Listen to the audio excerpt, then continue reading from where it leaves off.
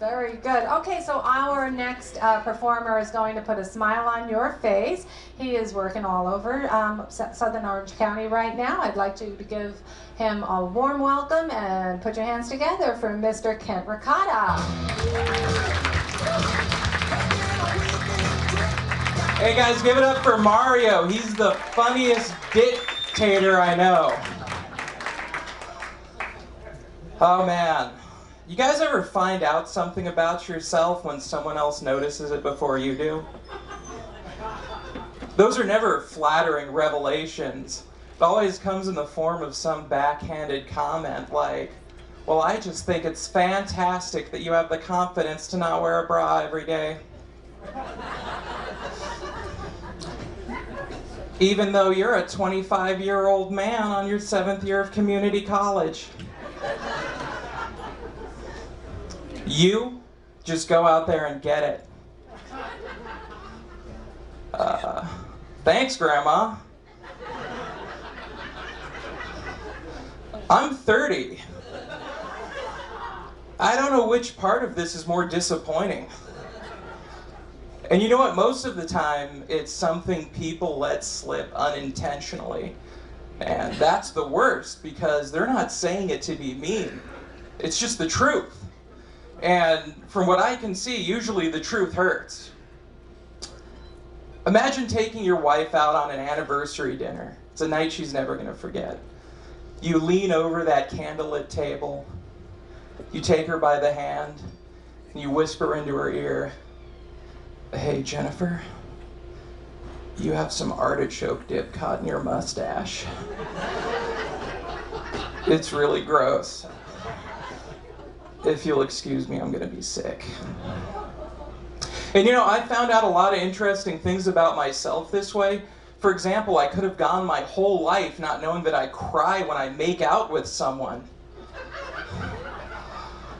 You know, I got called a freak and I had to defend myself. So I said, "Hey, coach, you can't say that to me, man. I'm only 13 years old." I know, guys, that one's a little messed up even for me, right? But you know what's not messed up? I recently lost 100 pounds. Can I get some love for that?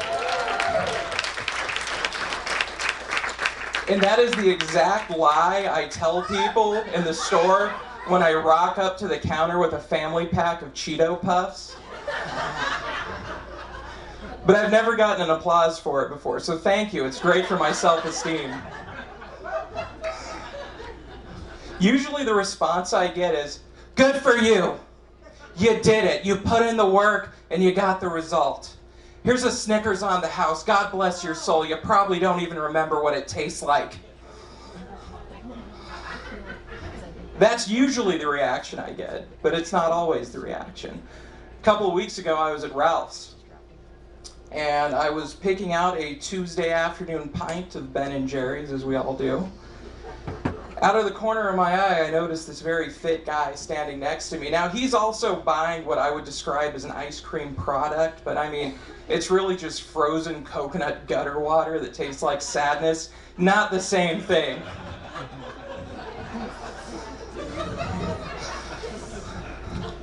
But I'm standing there, and I notice him looking at me.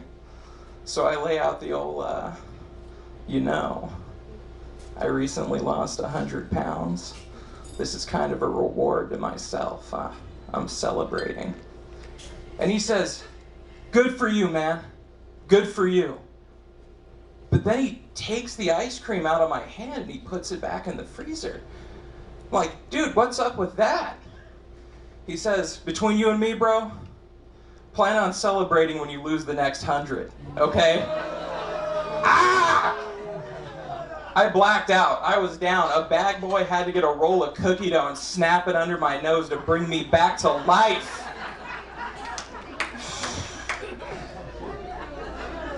And I wish I could say that that was my wake-up call, but it wasn't.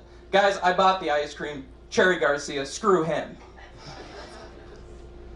No, the wake-up call happened when I was in downtown Los Angeles, and I was in a parking structure. And this homeless guy approaches me. For those of you who don't go to downtown LA a lot, just know that's super unusual. I mean, guys, even seeing a homeless person in downtown LA, that's like spotting a unicorn drinking next to a stream in an enchanted forest. I mean, what a treat for me, right?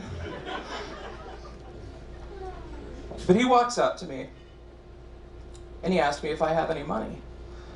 And I reply, sorry man, I don't really carry any cash on me. Because I was lying again.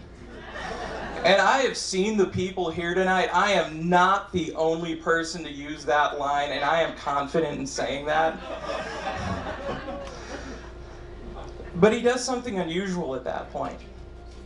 He doesn't walk away. That's usually how this exchange goes. He stands there for a minute.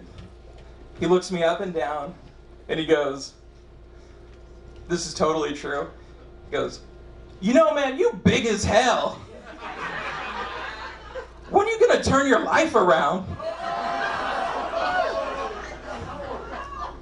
Excuse me? Better life decisions. Cut out the carbs, take the stairs. Baby steps. You gotta take some steps. Now, I don't know what kind of homeless Tony Robbins BS is happening in front of me. And he's talking about life decisions. Bro, I am looking at a roadmap of your life decisions, and I do not trust a word you are saying. However, this gentleman lives on Wilshire Boulevard in downtown Los Angeles, and I do not, so I can't ignore that advice.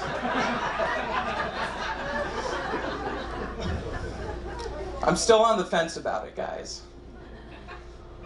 Till I get home that night. I had just gotten out of the shower, and I was walking by the bedroom door, and my fiance catches a glimpse of me in my towel, and she says, hey, come back here.